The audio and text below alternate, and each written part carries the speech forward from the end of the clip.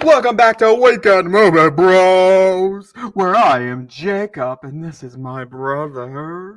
What's up? I'm Ray. By the way, my name will be changed by next podcast. I'm guaranteeing it. He said that last time, so who knows? I did, but I'm tired of. Us, then you don't care because he just says he's Ray, and that's just that. I do want to mention, I'm not really sure. We'll see how long it goes. WandaVision could be wrapped up next week with 2 episodes, 5 and 6. We have several things to cover, so it just all depends on time. If that's the case, more than likely it'll just be a WandaVision-centric episode next week.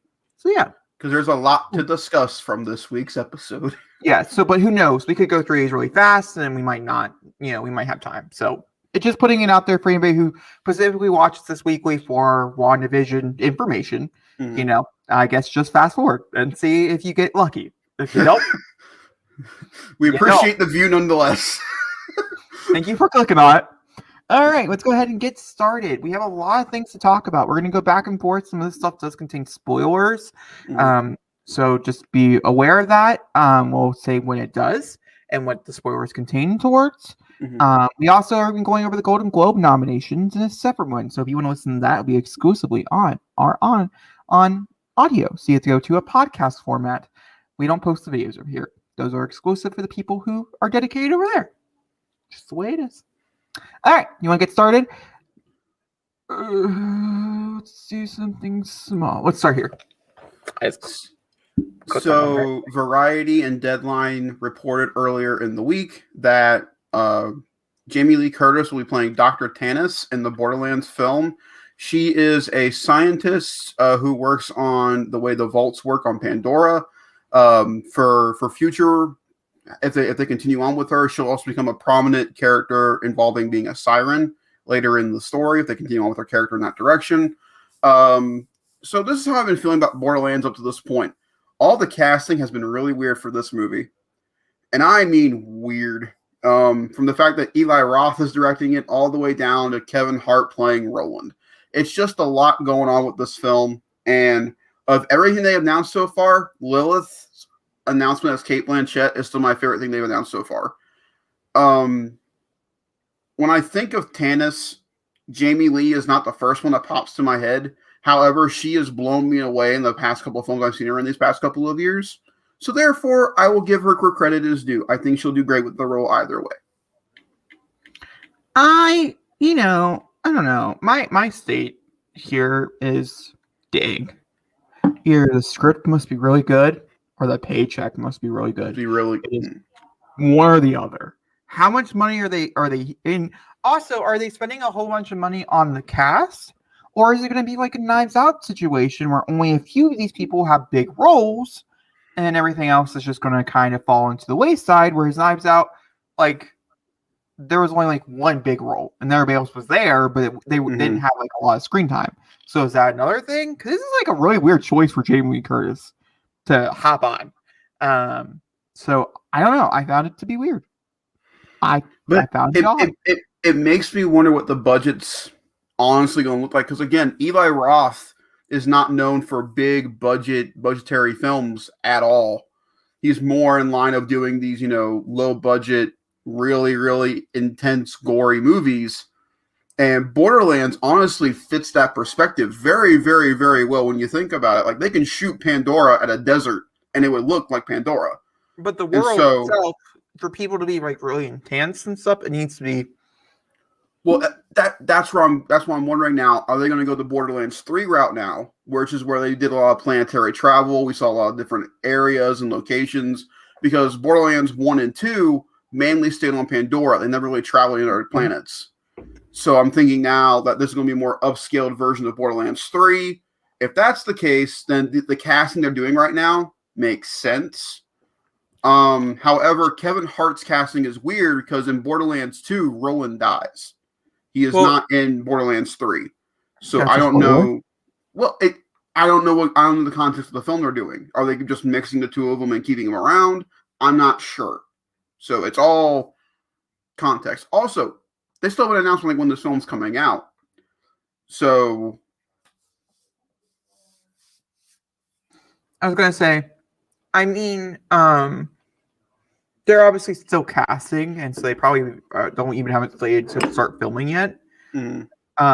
From the article that I just read, which was by Collider, it doesn't seem like it. They went through everybody who's working on all the producers and stuff like that, but nothing to the point of like, oh, it's gonna be filming, this summer or, whatever. There's nothing there.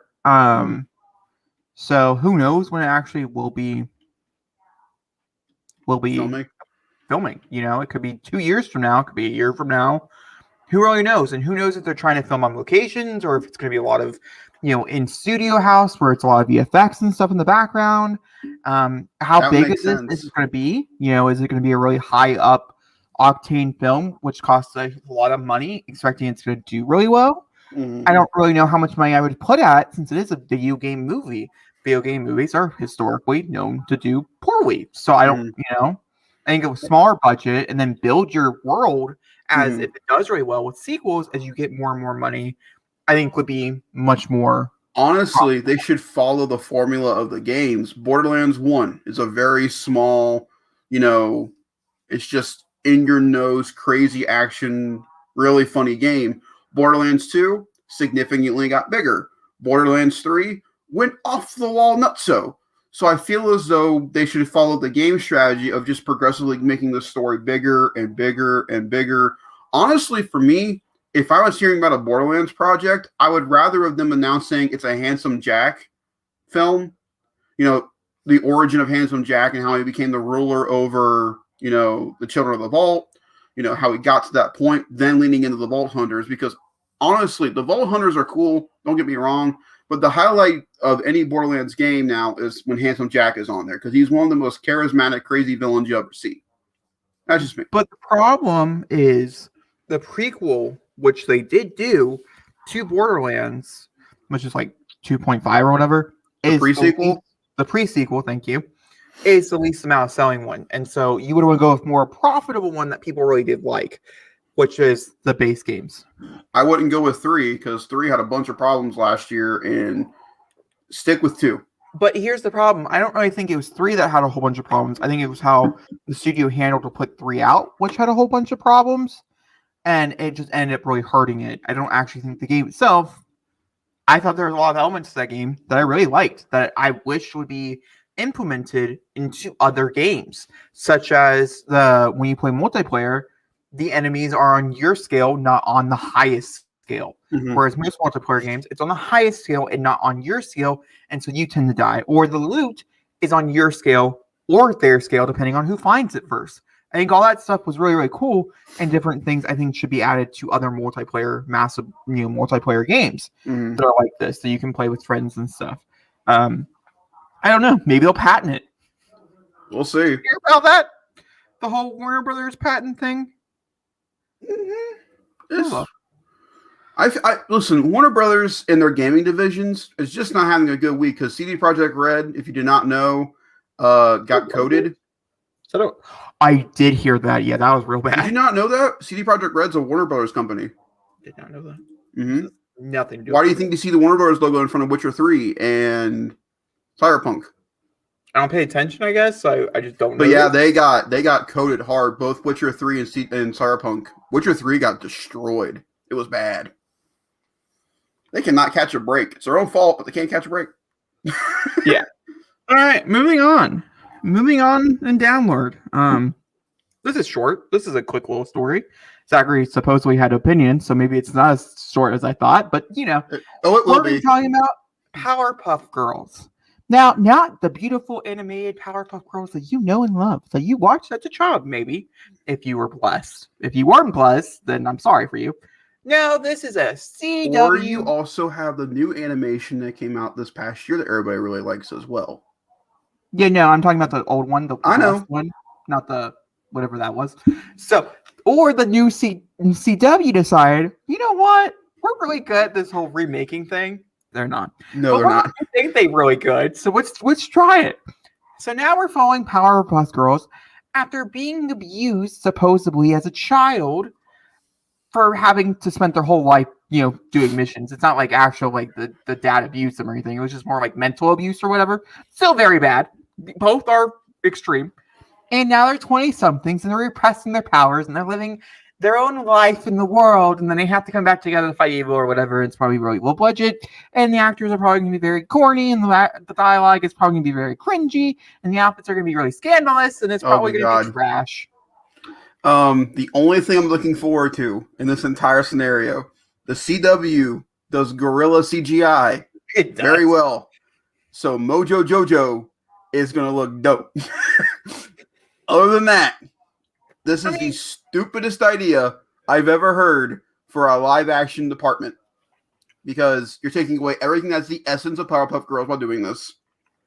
You're going to turn them into sex icons, which they should not be at all. And you're taking away the fundamentals of what Powerpuff Girls is. It's about these 3 little girls and their father learning about being a family together after they were created with sugar and spice and everything nice, and the downfalls and upfalls of being superheroes in this town where everything fucking happens. They cannot go a day without saying, hey, look, a giant baby's holding that building hostage. What do we do? It won't work for CW. It just won't. They have tried to do it a lot. They have pushed things a lot. I don't think it's going to work. I will for sure be watching the pilot if it does get picked up. Oh, hell yeah. Just to see what's going to happen. Yeah, but guys, we cannot hate watch it. Okay, sure. Well, that's what gets it renewed. No, that's CW just renewed all their TV shows, and some of those should not have been renewed. All right, well, that's Powerpuff Girls for you guys. Yep, that's that. Well, we can talk about Sonic. Why not? Sonic will be coming out April 22nd, 2022. They have released the official title. I'm actually kind of shocked. They're putting it out rather quickly. It'll be almost a year. Almost a year when the second one comes out next year, which 2 years. But it's a year-round production. Like they're doing it fast when they. I don't know. I find it interesting. I like the logo. I think it's cool having Tails in the logo. There's also rumors going around of Jason Momoa being in talks to play Knuckles in the sequel, which that's cool. Just let this movie focus on Sonic and Tails. Let Knuckles be what Tails was for the first movie. Let him be an end credit cameo sequence, getting ready for Sonic the Hedgehog 3 if it does well. So, you guys all know my opinions on Sonic the Hedgehog. It was a fun movie for children. I love this movie. For children, I'm not lying. He is a child. He's a man-child. So, that's not wrong. But I don't know. Will I watch the sequel? Yeah. I'll watch the sequel. Yeah. I was sorry for you to go, this is going to be nonsense. I'm not watching the sequel for nothing. Yeah, I'll be there when it's opening. I'll be there. I'm very curious to see, though, if everybody's coming back or not, or if it's just going to be Sonic. I know Jim Carrey is planning on returning. I really hope not. You know, he was my least favorite part of the first one. My favorite part of the first one. It's only Ben Squash, which was phenomenal, right? What? Jacob, it's Ben Schwartz, not Ben Squats. That's definitely what that says. It's fine. And then you Tika said Ben Squats. It doesn't matter. And then Tika Stumper. Sumpeter. I'm really bad saying names. Last names. I'm really bad names. Ben Squats. Oh, shut up. That's really so supposedly Knuckles and Amy Rose are supposed to appear in this one as well. Again, that's pushing it. Shadow is also rumored. Shadow should be his own film. Cheese the Cheo? Cream the Rabbit? Sometimes I just feel like people make up shit for fun. Now I know Cream the Rabbit is actually a Sonic character. Do you know Cream the Rabbit? What the fuck is that? Oh my god. Oh my god. What? Oh my god. What? Okay, well, if you were ever curious if Cream the Rabbit was a Sonic character, I got something for you. That shit's real. Whoa. So. Oh God. So yeah, okay. That's a possibility, I guess. You know? Who knows? Who knows what could happen? Who knows? Oh god. Okay. Well, that's song number 2. You know, I guess I'm happy for them. Am I? I mean, they were the highest grossing film of 2020. That's just so sad. And we're just gonna move on from that little statement right there, because that's just so sad. That's like real sad. Like, that's not even kind of sad. That's like, oh no, what did we do wrong? Sad. All right, let's talk about No More Blue Skies. You went wrong. What a segue, Jacob. And you know what the worst part about this story is? It has nothing to do with pandemic. Nothing. Yeah, this is just Disney being Disney. At this point, yeah. So Blue Skies, you guys have no idea who they are. They're the company behind famous films such as Ice Age. Also, I would say more notably, in my personal opinion, with their newer films such as Storks. Phenomenal. What a great film. I mean, I truly think they were pushing the edge of the envelope before, anybody else, and they were getting away with it. Boss Baby 2 does look horrendous, so, not looking forward to that, but I'll watch it. What is it? But Boss Baby 2. Is that their last movie? That will be their last movie. Yep, they're going out with a babe. Well, they're going out with a butt. Yeah. A little baby butt. What a weird Alec Baldwin baby butt. Okay, can we stop saying baby butt? Even though it's a really fun thing to say, it's really bad. We should not be saying it. What are your opinions and stuff on it? I love every single Ice Age movie that's ever been put out. Honestly, to me, there has not been a bad one in the bunch. They are just genuinely fun films. For me, the first 3 are the best. Ice Age, Meltdown, and Dawn of the Dinosaurs are the best ones, but they don't get progressively worse as it moves on. Now, my only reason this is curious, because we now know that there is a series about the 2 brothers and the one eye-patched raccoon on Disney Plus. We know that's coming. So, what I personally think is going to happen is that they're shutting down the studio. They're going to finish up these projects, and then some of the people within Blue Skies will be, bled into Disney Animation and Pixar probably. Some will go over to Lucasfilm Animation possibly, Marvel Animation. They'll all be spread out, but the Blue Sky studio will be shut down. And I think it's sad because they've been around for a long time. And I remember watching Ice Age for the first time. That movie is the whole stork scene when they talk about eating not the storks, the crows. When they sing about eating somebody, it's one of the funniest scenes in any animated film. We see that little baby go, glorious food. It's one of the best scenes in animation. It's so funny. It's sad. Fun fact, Storks is not made by Blue Skies. Isn't that Illumination? No, it's not Illumination. Blue Skies did Spice in the Skies, which was a phenomenal. Oh my god, that is so much better than what it needs to be. Way much better. Ferdinand. Okay. Which was funny. I mean, Ice Age, Snoopy, or this is specifically Peanut. Don't glance over that. Peanuts is one of the best animated child movies of all time. It is fucking great. Okay, we also have the Rio, which was trying to be a franchise but failed. The first Rio is great. The second one, I didn't really like them. Epic, which was really good. I liked Epic. Then we also have all the Ice Age films. Ice Age films. Horton Hears the Who and Robots. Robots also really, really good and stuff. And Fanny. Not saying it's not inappropriate. I'm just saying it was good. It's great. I mean, it is sad. Spies in the Skies was a great film. And so that's, I would say, and also Ice Age was such a big part of a lot of people's childhood, like growing up.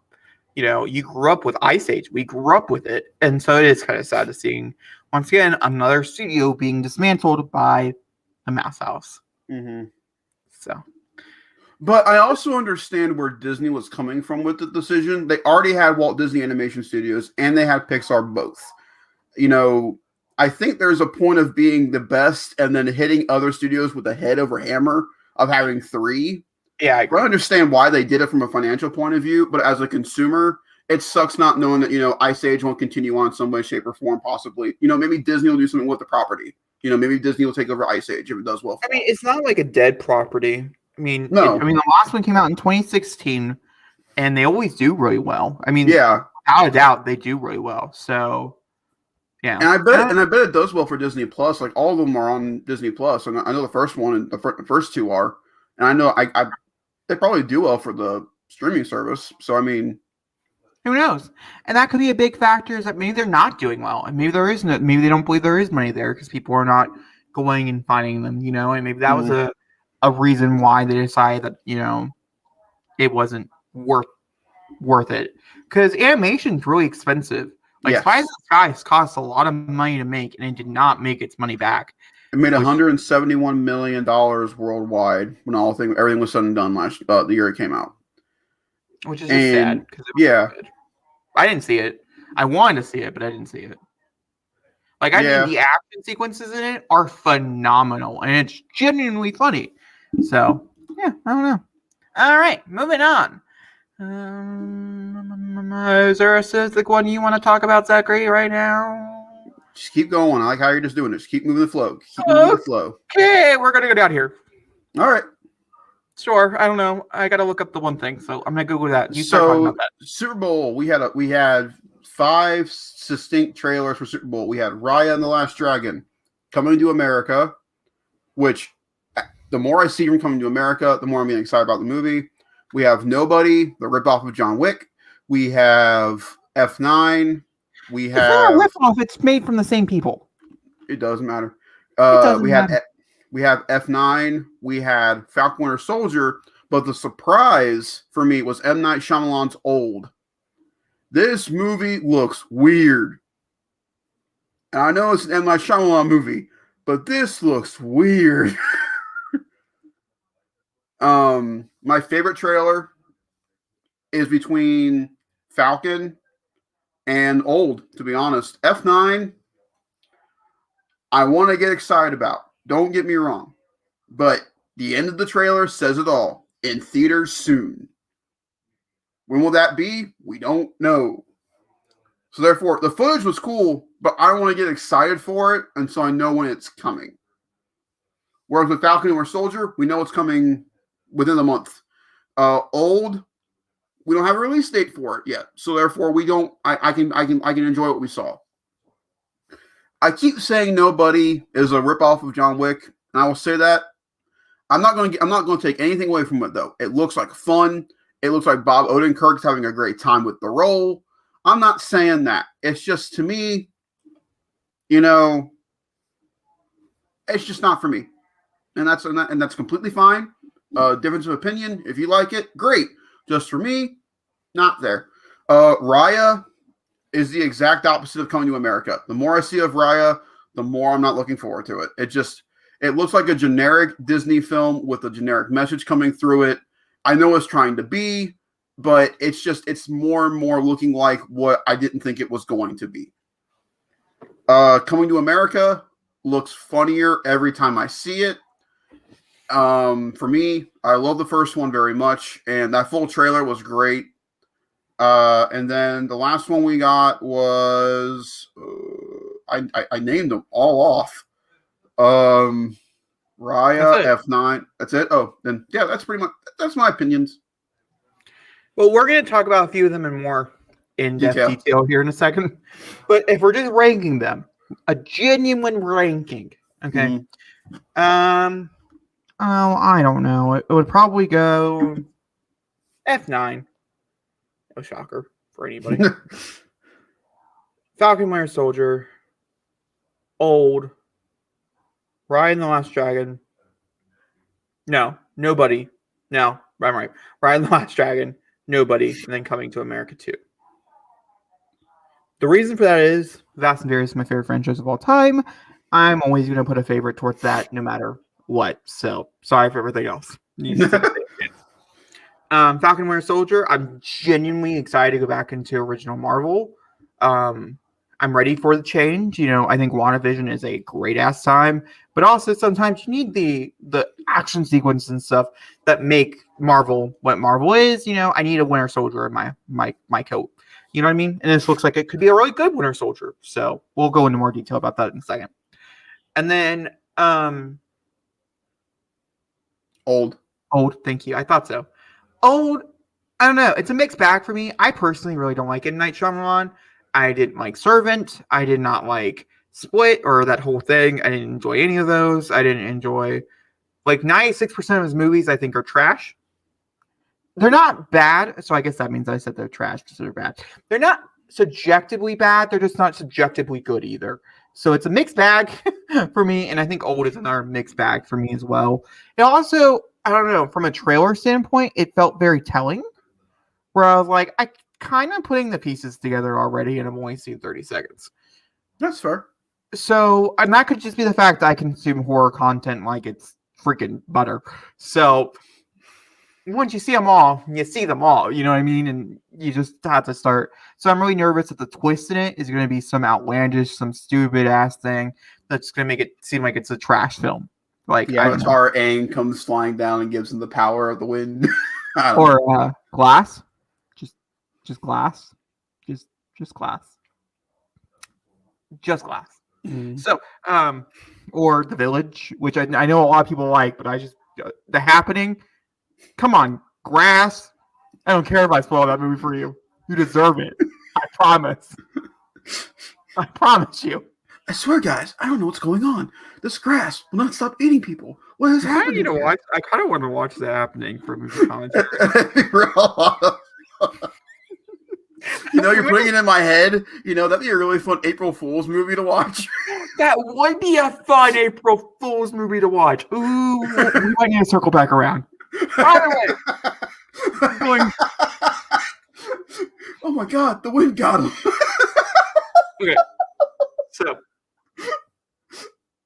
and then Raya, because once again, I agree with Zachary. Raya looks like it's going to be a fun time. You know, I'm going to enjoy myself probably. But also, I agree with a lot of people on the internet. I love Awkwafina. He just doesn't fit. I don't really know if I would have made the dragon funny. Like, so humorous, I don't think I would have put her as the bottom of the jokes. You know? Because the movie's called Raya and the Last Dragon. Therefore, you would think the dragon be the most serious part of the film. And she sounds like a smoke head. I get it. A kid's movie's got a kid's movie, but like I don't know if a kid's movie's got a kid's movie this hard. No. In my opinion. And then we have Coming to America 2. And it looks, I don't know. It just doesn't look good to me. The jokes didn't land. The acting looks fine. I mean, Eddie Murphy looks like, is that right? Am I wrong? Yeah. Yes. Okay. I'm just tired, okay? Eddie Murphy looks like a good time, you know, but he does look like he's kind of doing Adam Sandler. And in the best possible way, but still Adam Sandler. Mm-hmm. And also, it truly does look like a streaming film, whereas all the films I just mentioned going upwards, they felt like movies I would want to go see in theaters. Mm-hmm. Coming to America 2, which you can't go see in theaters because it's not going to theaters, looks like a movie that I would watch on Netflix and be like, oh, that was a good old time. And then you move on with life and you forget about it 2 days later. For me, the highlight of any of the trailers so far has been Wesley Snipes. I love how much he is just coming back in a way that, you know, is not weird or offensive, or Wesley Snipes in general. He just looks genuinely funny in this movie. And I love that concept of him being the antagonist in this world. But I really think the reason Coming to America is going to do so well is because whether it has this feeling or not for everybody, it's reminding me a lot of Black Panther in a way of it's an all black cast, and it's in this fantastical, made up world that Eddie created 30 years ago, and I feel like I'm back at home with it. I don't know why I got that feeling. I just do. That's and okay. So I really think for Black History Month, after the fact, I think it would be a really good film to end it with. Whereas Malcolm Marie comes out in March. Okay. But I think Malcolm and Marie is a great movie for Black History Month in itself. I think Coming to America is a great way to end the heritage of Black History Month with a comedy. I really think it will do well. All right. Well, let's go into a little bit more detail. I don't have anything to say about Fast and Furious, by the way. I just love Fast and Furious, the brand.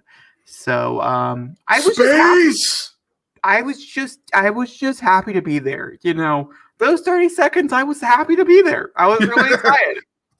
No one was expecting it either. That was the only trailer of the entire night. No one knew what was happening. So I think it's because, like, on the internet, they're all very like, it's going to come to theaters. It's in theaters. We're not sending it to, you're going to see it in theaters. This is made for theaters. And you can tell it's made for, these are like, it was made for the movies or whatever to go see on the big screen or whatever. And so we'll see if it makes its May 22nd release date. I've not pre-ordered my tickets. They're not available to pre-order. Black Widow tickets are not even available to pre-order. That's a little nerve-wracking in my opinion. We're getting awfully close. I would like to hear my seats. I wanted to ask you, how did you feel about Black Widow not being there? I found it odd. No, I felt perfectly fine. I thought it was really weird that last year around the same time we got our last look at Black Widow at the Super Bowl, and now we're here a whole year later and still no Black Widow. So I felt that to be a little weird. But if they're nervous that they're not going to be able to make the release date on time, don't show anything. They don't show anything because you don't want people talking about it until people can talk about it. And honestly, right now, Marvel's in a good position right now with WandaVision and Falcon Winter Soldier back to back. About WandaVision here in a little bit. So I feel bad for them. We'll talk about it. It's one of the scandals in Hollywood, huh? It is not. No. Actually, it could be, but no. The scandals in Hollywood that we're going to be talking about are actual people. We're not talking about TV shows or anything like that. We're talking about like physical human beings that are in Hollywood. Okay. Yeah. It could be, though. It could be one, though, if we're talking about entities. WandaVision could be one of those. So I just feel bad for the TV show in general. But I do believe Falcon and Winter. It's a thing. We'll talk about it. Don't worry about it. Falcon and Winter Soldier, though, I think will do well. Because I think a lot of people there's a lot of people who are diehard Marvel fans that hate WandaVision. I know them. I've met them. Who are like diehard, but they absolutely think WandaVision's trash. I have met them. I have shook their hand. Not physically because we're in a pandemic, but you know what I mean. I don't get it. Because they just think it's too weird. I mean, that's everybody's response. It's just, I don't get it. I don't understand it. It's too weird. And so I think a lot of people are going to like going back into our normal Avengers, our formula that we all did come to true and love. I kind of miss. I'm not going to lie. And so that's why I'm excited for Falcon Winter Soldier. Do I think it looks remotely as good as WandaVision? No, I don't. But I feel like it's going to be a good time every week. Mm-hmm. So, like, it has that. It's only for 6 weeks, which is a little sad. But they're all an hour long, or around an hour long. So that's good. They're going to be like mini movies. Yeah. Instead of WandaVision being these, like, short, little, condensed little things. Mm-hmm. So, Zachary, what was your favorite part of the trailer? We're going to talk about the full-length trailer, not the TV spot that premiered on the internet. For me, Sharon Carter stood out very well. We've talked about her a lot in the MCU in general on how she was a weird choice to be a love interest for Captain America through Winter Soldier of the Civil War. And, they really didn't do much with Agent 13 up to that point. And so it's going to be really cool to see her character get some more screen time proper. I'm really excited to see how they do that. Everybody is complaining about not seeing that man and while walking with a mask on. Gonna let you guys know. It's the same thing as him standing right there. Nothing changes except his head can turn. Whoa. His mask does look really good for being. It looks awesome. He looks so good as Zemo with that stuff on. But I keep hearing people, why are they going back to Zemo? He was the most boring MCU villain we ever had. No, he wasn't. He was very intense. He within 2 hours disbanded the Avengers, got Bucky's arm shot off, and Captain America to throw away his shield in 2 hours. This man's a legend in the villain side of parts. He did something that Loki never could, that Ultron tried to do and never could. I love Zemo to death, so I'm really happy to see him. The thing that got me the most, though, the most curious thing, fourth picture on the top, yeah, is this right there. What is that? That's the one thing I don't know. I know that's U.S. Agent. I know that's Zemo, but I have no idea what this is going to be. She's also down here. So it's a girl character. It's a female character. There's a few speculations and stuff. This is supposed to be Antifa is what the group is called in real life. It's kind of their version of Antifa from what the rumors and stuff are stating. Who no one really knows because obviously we're just going off with trailers. There's not been any like actual episode release dates, like synopses and stuff.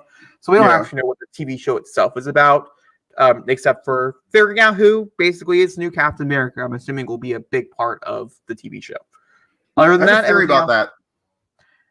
I'm gonna be really mad. I'm not gonna lie to you. I'm gonna be real upset if it goes one way, and that's just my opinion. I have a theory. It's okay, but for her specifically, there's a few different choices. Bucky has a sister in the comics. That'd be cool. So it could be her. She's not really talked about very often, but they have a very similar style. Mm-hmm. Like image-wise, I pulled her up or whatever. I couldn't think of her name off the top of my head. But she has a sister, and then there's also another character people are throwing around. I couldn't tell you either. So there's a few fan theories and stuff who she could be playing. She is the girl from Star Wars Episode 9 who rides the horses. That's the actor. Oh, that's cool. I'm happy for her because she was arguing my favorite parts of Episode 9. I'm pretty sure that's who that is. That works out. So I have two theories about Falcon just from the trailer. I think by the end of the series, neither Bucky or Sam will be Captain America. I think the show will be about them, realizing that the world is going to be different without Cap, but they're also going to realize the world doesn't need him. That these two represent Captain America in two different ways. Bucky represents, the past of Captain America and how he worked in the past, whereas Sam emphasizes what the future and the present Captain America would do. And the two of them together just work well as a duo. Like they don't need to be Captain America. The Shield will be there if they need it, but it's more of a resemblance of their team. My other theory is that Taskmaster will show up in one episode of this show. I think Taskmaster will show up. He'll be an agent for Zemo, leading into Black Widow. That's what I think is going to happen. Okay. I'm not going to talk on any of that because Jacob knows some things. And because Jacob can't stay off fucking Twitter for no more than 2 minutes. Jacob knows some things. Of course you do. Of course you do. You can't go into any show that you're not looking forward to without knowing something. I will not be freaking shocked if by the time we get the Snyder cut, you know at least 3 major spoilers about the fucking movie. I guarantee you'll know something besides the Vanity Fair article we're going to talk about. I guarantee it. I was about to be right. Well, I mean, we were going to talk about the Vanity Fair thing, and I know that. We all know that. You're going to know something specifically. Who knows? It could happen. I'm not going to lie to you. Somehow okay, hold on. I feel like I need to justify my reasoning here. So I'm going to do that right now. I'll be quiet. We all had the conversation. We both have had the conversations where I don't search for them. They find me. Okay? We talked about this. I don't find them. They find me. And then I'm just like, okay, for instance, hold on. We're going to tell the famous story. The one that makes Zachary laugh every single fucking time. Spider-Man Far From Home. We went and saw that in theaters. I knew not one end credit sequence, but both end credit sequences, which makes the movie like almost obsolete completely. And I found those out by accident 3 days before the movie even came out. We were in the theater. I look over at JP's like, I knew. I'm like, what the fuck? And like I kind of try to tell him, like, I don't know if I know, but I think I do know. He's like, what do you mean you think you know? And I'm like, I don't know. If I do know, I'll tell you when it's over. And then he was he's like, did you know? And I was like, yeah, I did know. By the way, when we get to WandaVision, I think this is the first time in a hot minute that Jacob did not know about the giant reveal of the episode. I did know. Fucker! I did know. Now, to be fair, with WandaVision, I would have not known if I didn't have to wait like 4 days to watch it. But because I had to wait 4 days to watch it, and I have other things I pay attention to, like news-wise, if you don't have watch to pay attention, though. That's the thing. Exactly. I was stuck with a no TV. Okay, what else you gonna do? You gotta scroll through Twitter, and then you see his name. You can just click away. You can just slowly click away from anything WandaVision related. You see the name, and you click on the name, and then you're just like, oh, and then you're like, that was bad. That was real bad. And then you watch it, and you're like, yeah, but I don't believe it.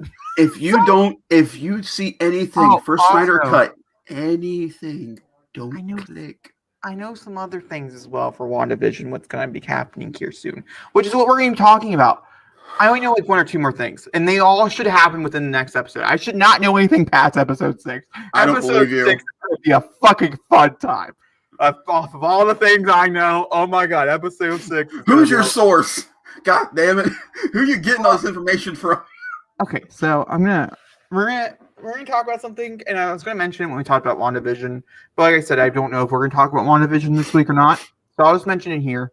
Be very careful on the internet, people. The whole TV show got leaked. Mm-hmm. Every single thing that's really big, I think. I could be wrong. I think the final 2 episodes have no spoilers or whatsoever in them. You don't know how it's gonna end. But like for instance, I'm going to spoil WandaVision episode 5. So anybody who has not seen it, I don't know. Clap that. No, when I do this, we're going to talk about it. When I'm done doing this, we're done talking. You need to clap so audio listeners can clap now. Okay. PHO shows up in 7 Peter. And so I knew that. Well, I mean, I didn't technically know that, but that had got spoiled. Okay. And several actions with him, them, and Wanda have been spoiled as well, and other things such as backstory and what else is there? Jacob, what do you mean by them? Oh, I was changing genders. So if someone had not seen it yet, they don't know what I'm talking about. I was trying to be ambiguous, vague here. Why would you do that and then say what you said before I did the clap? What was the point? It was a point. There was a point. It's fine. It doesn't matter. And so just be careful on the internet is what I'm trying to say. I have a feeling WandaVision did not do well out of the gate. So Disney leaked a few things, getting people excited, saying, hey, no, keep watching, And then somebody else was like, ooh, you did this, so can I do this? And then let's freaking clips. I mean, you can go out and watch scenes. Like, it's not like images. It's not like dialogue. Like, full-fledged, 2-minute scenes are on the internet you can go find. That doesn't matter how many times they take them off. They're there. So do not go trancing around the WandaVision hashtag because it's not good and people are mean. It's just what it is, and that's how I found out. Okay? Because I was looking for theories because, we're all kind of in different parts right now. That's why theorizing WandaVision is so hard because some people know things based on comics. I have a feeling I know what's going to happen based on certain comic books I've read here within the past, few weeks. Because they're following them very closely, way more closelier than most Marvel things do. And then they're following House of M almost to a T. House of M, and then the original WandaVision, Vision and Wanda comic from the 1960s, which started them as a couple and stuff. Yeah. Damn. I mean, if you really want to know, that's where you go. I know almost everything, I think, just because of that. And then you have that. And then you have the leaks. I mean, so people are at different levels, and so theorizing is going to be much more fun with Falcon Winter Soldier, where it's a little bit more ambiguous, I should say. So I'm excited to switch over to Falcon Winter Soldier so it can be a little bit more ambiguous and we can get really, really excited. That's not meaning I'm not excited for WandaVision. This shit they have planned, it's going to be a fun-ass time. It's just I wish, once again, that they would have dropped it all at once. I think it's the real answer here. Because, no, only because then I wouldn't be spoiled. Because then I could just watch it all and then I would know, But I get it. The weekly schedule I think works really well. It trends every time. I think it's a good idea. The one thing I wish they would change, make it at 8 a.m., 9 a.m. I know. Earlier, please. Because listen, I'm not the guy who stays up going, all righty, it's 3 a.m. I got to be at work at 7. Let's do this. I'm like, no. I mean, for instance, I don't watch it until 8 p.m. at night. Which means from 3 a.m. to 8 p.m., you have that time to be like, what the moment? And then it's there. And like most people, which I'm really happy about, they're getting really good about putting their spoilers out of thumbnails and stuff. And so it's like a cool shot or whatever of the episode, but it's not actually spoiling anything because you don't really understand. Well, so most people are. Some people. I block screen culture, if that's what you're talking about, because damn. And sometimes Grace. No, I don't think so. Mandalorian? Yeah, I agree. For sure. Yeah. 110. Yeah. But I'm talking about like for WandaVision in particular, I think she's been pretty good about trying to stay pretty clear from it and stuff. Speaking of Mandalorian, we're gonna touch on some harder subjects. So let's talk about some scandals in Hollywood, Zachary. Now, you don't have a Twitter. Or you have a Twitter, but you don't venture to Twitter. Listen, I don't have the Bluebird. I just stay away from it. That's good. On most cases. Today, you're going to be kind of out of the loop. I'm going to fill you in on some breaking news when it comes to things. So, where do you want to start? Do you want to start with males or females? I don't care. B or M? Pick a letter. I don't care. No, pick a letter. B or M? B. All right, we'll start with Buffy the Vampire Slayer. That's fine. Oh no, I know about this stuff. I'm assuming you know this trended all day. I mean, it was a big mess. I know. This is nuts. But we're going to talk about it anyways, even if you do know. So people who don't know, you know about the other one because we talked about the other one like in passing, but it's causing a lot of traction that I do believe it's something that's going to happen from it though. This one already happened. He's kicked out. It's nuts, nonetheless. So Joss Whedon, who has been in the news for a while now, most recently for. Sorry, I had something stuck in my throat there. I understand. Yeah, it happens a lot. Hang on, I got one more. Dickhead. Yeah. Sorry. It's okay. It's okay. Drink it real quick. Yeah.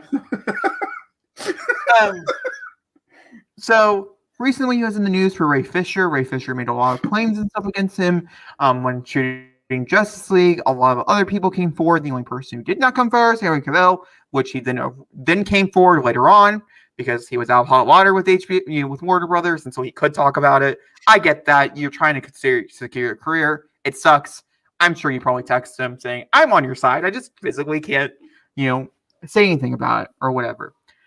So that was the first one. Okay, that happened like 2 years ago. I think is by this point, if I'm not mistaken. Year and a half, something like that. It was right after the Snyder Cut was announced last year that it all started coming out. Either way, he ended up getting fired. Ray Fisher did, and the claims and stuff eventually they did not get dropped, but Warner Bros. Stopped looking into them. Well, today, some more sad news came out. Now, I'm going to talk about this in two parts. Charisma Carpenter has talked about this before, not to the length that she talked about today in particular, but she has talked about it beforehand. For fans of the show, can you explain who that is? I know who it is, but can you? Yes, that would be Cordelia Chase. She was both on Buffy through seasons 1 and 3, and Angel season 1 through 4 before getting killed off because she got pregnant. The real answer: she got killed off because she got pregnant in real life with a child, and Joss Whedon was mad about it. So he's like, "I'm going to murder you, and by murdering you, I'm going to murder you and your character that was beloved." And part of the reason why I can't watch Angel, and I always knew it was bad, like before I knew all this stuff, I was like, this just is this is just bad. It was really awkward. The scenes and stuff felt like it was very forced. Like something you could tell there was something else going on without knowing, and it just makes it worse because now you have confirmation or whatever. She was verbally abused every single day going to set. She hated her life, and she is still working through the trauma to this day based on the repercussions that happened. Furthermore, so she has come out and said, Amber Benson has come out and said that her 3 years on the TV show, and this has nothing to do with Buffy. I want to make sure this is very clear. Amber Benson is a huge supporter of Buffy. She writes comic books for them. She is voice acting in video games for them. She is a huge supporter. Do not take this out on Buffy Vampire Slayer as a brand. Who's Amber Benson? Oh, sorry. This will be Tara. Thank you. I just want to make sure people understand where it's coming from and all it's that. Okay. Tara, which is Willow's girlfriend. It's a little bit of a spoiler, but it's fine. Jacob, that show is old. It's fine. I know, but I don't. It's such a love. It's such a love for me. I just don't want to spoil it. It's a great show. Either way, she does a lot of things for Buffy, and so it's nothing against Buffy. But she once again said it was a terror. She hated working. She didn't want to go to set. She didn't want to wake up in the morning. She has come out and she has talked about it. Sarah Michelle Gellar released a statement saying that she is currently going through a pandemic right now. Same, sweetie, same. And that she personally does not really want to talk about it, but she stands with anybody but Joss Whedon, and she wished his name was never in her mouth again, essentially. Michelle Trachtenberg once again and said, we all know what he did on set. We were there. I stand with Christina Carpenter. I stand with Amber Benson on Instagram. So, and then backwards, we're going to go back into 2004, where Sarah Michelle Gellar had talked about, because if you guys did not know, Buffy the Vampire Slayer was not canceled. It was under contract for 9 seasons. Did you know that? No. Because this is all new information today. It was under contract for 9 seasons. Most contracts were renewed to 9 seasons. Buffy, Sarah Michelle Gellar was one of the last people to figure out if she was going to sign or not for 2 more seasons. She ended up not signing. The TV show ended up ending with season 7. And the rest is history.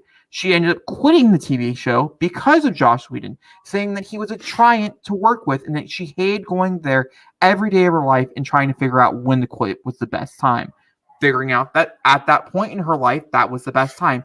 8 years of this was too much and she could not handle it on her body anymore. She said that back in 2004. Now, for instance, to talk about it, he was also a part of the Avengers. And nobody from the Avengers has come out for any allegations and stuff on the set of Avengers. Who knows? That could happen within the next few weeks or so. I think this is a really big break, and this could be a really big break for Ray Fisher, for him as well. He has come out and said obviously he supports her and that she was a big part in trying the investigation with Warner Brothers and stuff like that. It's just real sad. Not because of Joss Whedon. I've always known he's a dick. I mean, his wife, after they got divorced, said that she was manipulated and, into giving him more money, for the divorce attorneys and like all this other stuff. Like, I mean, he's a dick all the way around. There's no, it's a whole circle. He just got kicked off his TV show called The Nevers for HBO.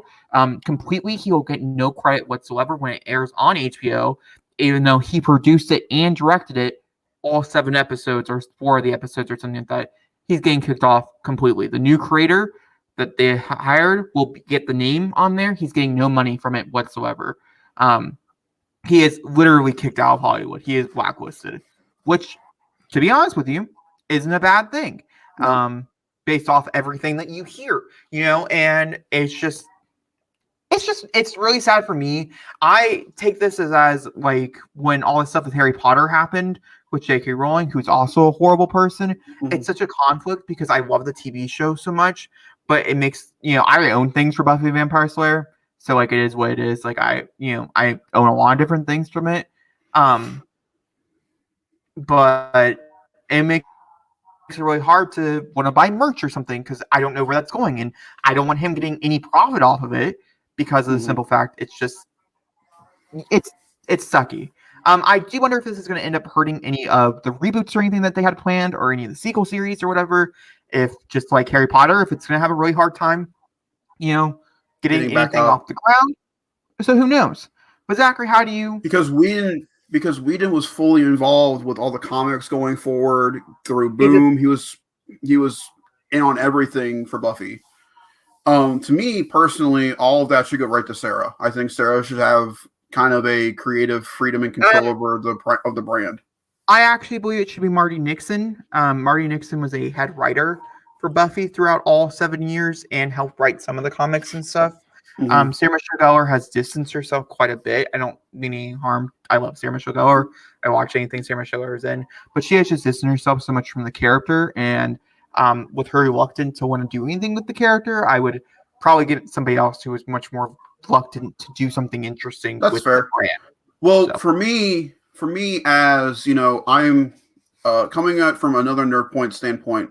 The MCU is my bread and butter. I love it to death, and the first time we ever see any of these heroes together is in the course Avengers. And you know, of any of the Avengers films now, I barely watched the first one, and Joss Whedon and what I've heard about him has really hurt me watching that movie a lot. Justice League, the first time we watched the original cut that came in the theaters, it's going to be hard. It is going to be. We're going to be picking that film apart.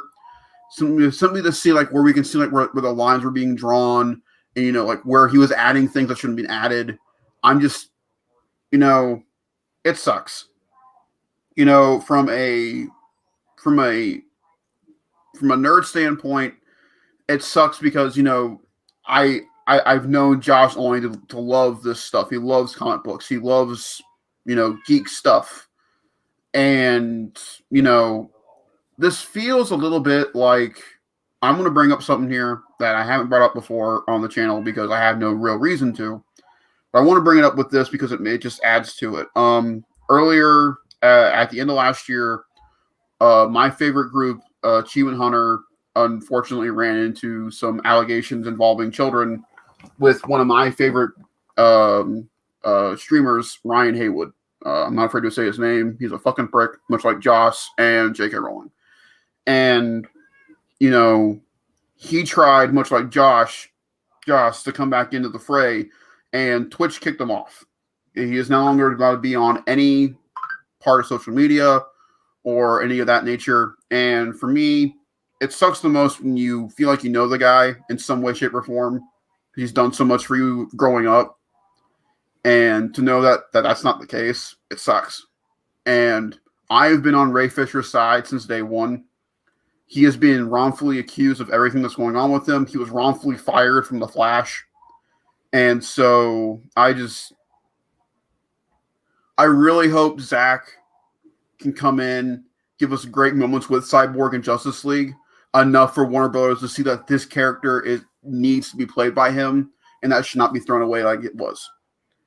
And so, yeah, it just sucks. It sucks. That's all I have to say. It sucks. All right, the next one does take place with another Disney product. This would be over Gina Carano. Is that how you pronounce her last name? Oh, Gina Carano. Thank you. Who plays Cara Dune. Now, she's been in the headlines quite a bit here recently due to transphobia and stuff like that. Never once saying she is against trans people, but doing things to insinuate that she'd be against trans people if was asked the question directly. Mm-hmm. Type of thing. Recently, actually today, number one trending thing of the day were either Joss Whedon, because of everything going on, or cancel or fire Gina.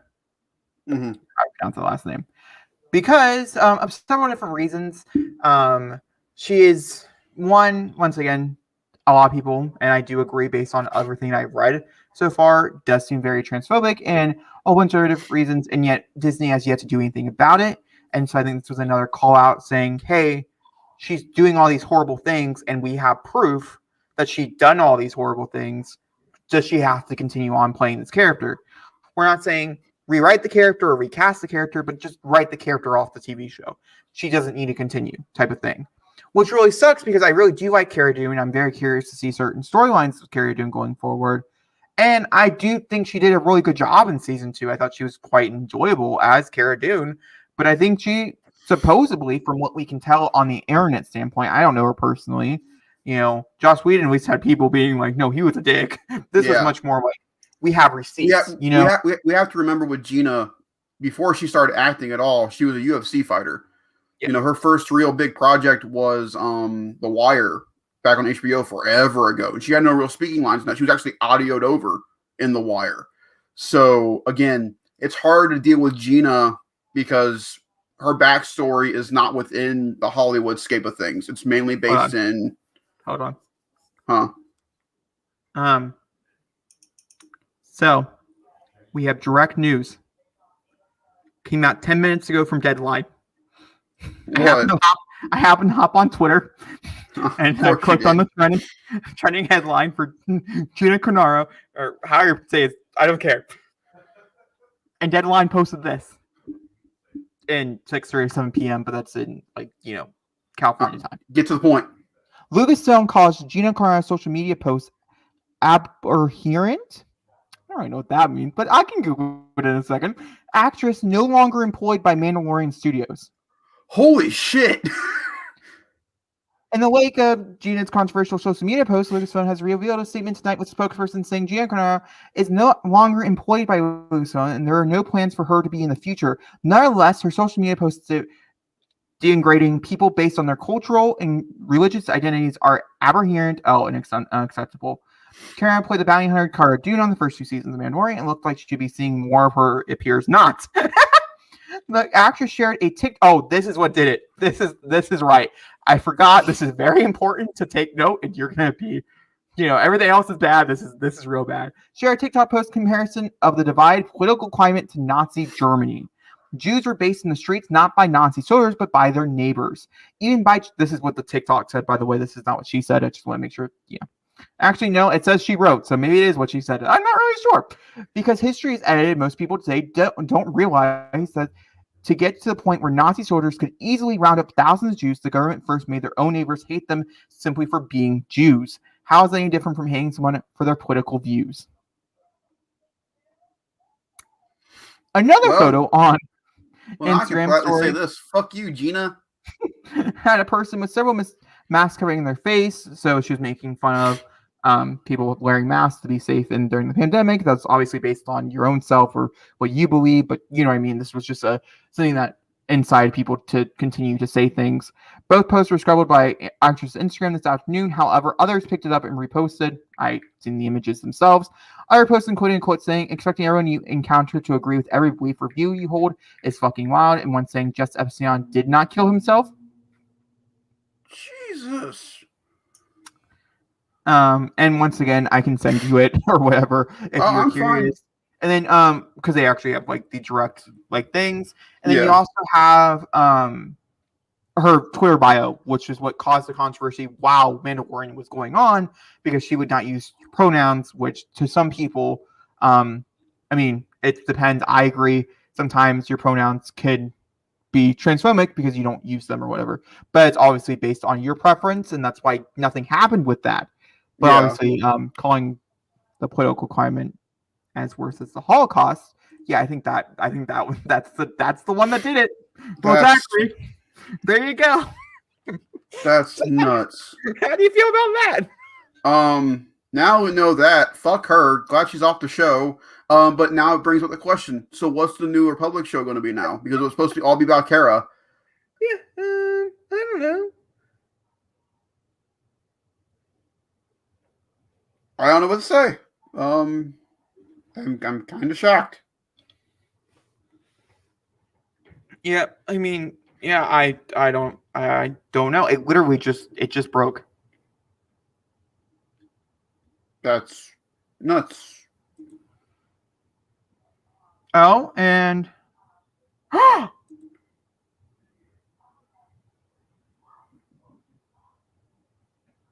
okay. Oh my God.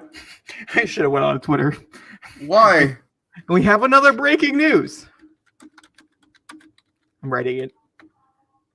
You're writing it? It's that big? Oh. We have the actor who's going to be playing Ellie. It was an exclusive through Hollywood Reporter. Game of Thrones breakout star Bella Ramsey, who played she was the one with the burnt face who gets burned by the fire by her dad. You know, talking about the little girl. Yeah. She's going to be playing Ellie. feel about this. Also, was just announced today, so she's 17 now. And yeah, I don't know. I'll do more research into her, see what else she's done, because I didn't think she was particularly well on. I didn't really enjoy her on Game of Thrones. I'm not surprised they went with in-house talent, but like there's so many other people that was fan casted that I think could be better. Yeah. But who knows? Maybe there's something there that we just didn't see.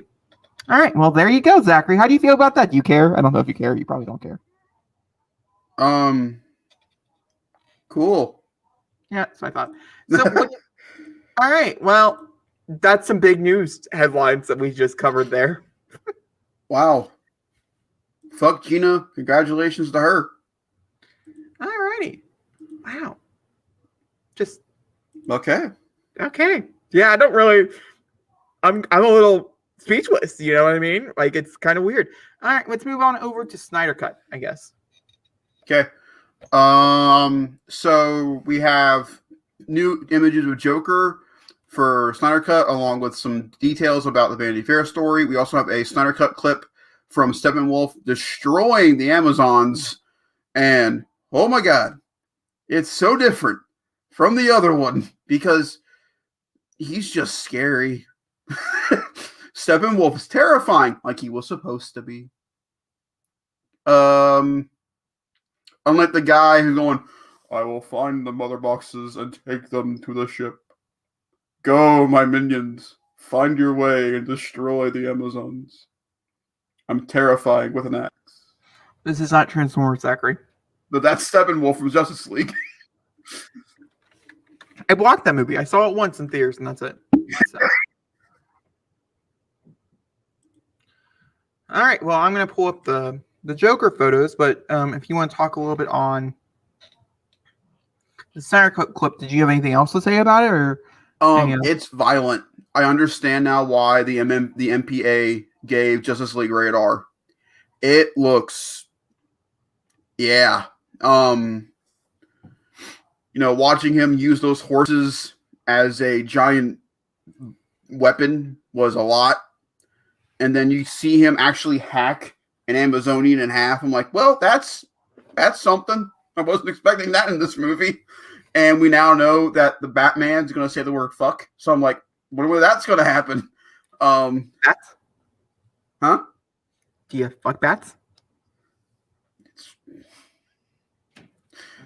I've told you, Harley, I do not fuck bats. You fuck bats. May I use the spotlight? No. Sorry. Harley Quinn. It's just a great TV show. I'm sorry. But the clip's cool. But for me, the clip's cool. The Joker images, that's what stands out because holy crap. Do you want to mention before we go into this does contain spoilers for Snyder Cut in case you're curious? Not yet. No, we're going to talk about pictures first. Ignore Zachary. Yeah, just ignore Zachary. But also, I'd like to mention, Rima, who is listening to this on audio, if you want to go into the actual video format, because we're going to be looking at the pictures themselves in case you want to see them yourself. That's it. All right, let's go ahead and talk about them, my friends. So we have 2 photos. Well, actually, we have technically 3 photos, but these are the 2 new ones. You may start this first. Oh, because I personally like Jared Leto as Joker. Is that why? No, I'm doing something here. It's just quick. I have to pay a bill here real quick because you just start. Okay, well that seems a lot, but okay, I'll start. If you guys did not know, Suicide Squad doesn't have many great things, but Jared Leto being Joker was one of those good things. There's a scene where he sits on top of a man's lap, he grabs his face, and he says a line, and I've never seen Joker more prominent. Well, that is until Joker by Joaquin Phoenix. The final 30 minutes of that, I've never seen Joker more prominent in my life. It's a mixed bag there, but Jared Leto did do it first. So I even think with Heath Ledger's Joker, as amazing as it is, I never truly saw Joker. I did, but I didn't see him how I wanted to see him, how I personally loved seeing Joker. It is a variation of Joker. And Jared Leto was the first one to do it, and then Joaquin Phoenix just took it to a whole nother level. Oh my god. I could watch that final scene over and over again, just be happy. It's so good. It's so good. All right, besides the point, we're not talking about that. Obviously, that was something that was brought Did up. you hear Tarantino's comments about that? No, but I do remember kind of. He thought the movie was subpar, but he said the last 30 minutes of that film are why you go watch the movie. And I'm like, well, you're not wrong. I mean, the film's a masterpiece, but you're not wrong. I mean, you're not wrong, but you're also wrong. Wrong. The movie is perfect? I don't know what you're talking about. Subpar? What do you mean, sir? You mean like Once Upon a Time in Hollywood? That's subpar of a film? You mean that one? Come at me. I'm not afraid to say it. You ain't wrong though. Like that movie's not good. Great performances, but that movie's not good. Okay, back to this. A little bit of tangent. A lot's happening here. There is a lot happening. There's a lot to process. We went over a lot of things, okay? It's a lot to process, I agree. I thought this was going to be the biggest news story. I was wrong. It's fine. You even talk about... We did talk about your scandal thing, didn't we? It just blew over my mind. Like, we did talk about the other one. It involved a big story that dropped. Yeah. Originally, I just had speculation, and now we have full-on proof. It's a little different. Okay, back to this. This is for something specific. I'm not going to tell you what because it does contain spoilers, but this is his look that will be happening in Justice League Snyder Cut. Now, I do want to mention first off, because of the certain thing that it does take place with, that's the reason why he doesn't have tattoos. That was a very big question a lot of people had, and so I just wanted to put that out there. I know. I was like, where did all this fascination with his tattoos come from? That was the most hated part about his picture. It was the same thing with like WandaVision. I didn't know if that person had a fan base, but I guess they did. These tattoos also had a fan base. I didn't know. That's okay though. It's fine. Everybody likes what they like. I really like it. Here's the thing though. I have to say though, I don't see the Joker. Uh-oh. I don't know why, and I don't know if it's just because it's still images and stuff, it looks like great cosplay. I'll give him that. But that is the most harshest thing to say to anybody that's in a film with that kind of production value going, that's a great cosplay. I think it's going to be much more cool when I see it in film. Like when we see it in action and stuff, yeah. I think it's going to be much more cool. I think as still images and stuff, I really like the look, but there isn't really anything to look at. It's scary. He is scary. He's menacing. Also from what I have seen,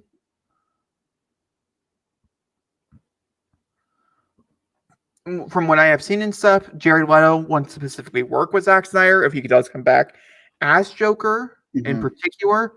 And so if there is anything sequel-wise with any character, it could be Jared Leto.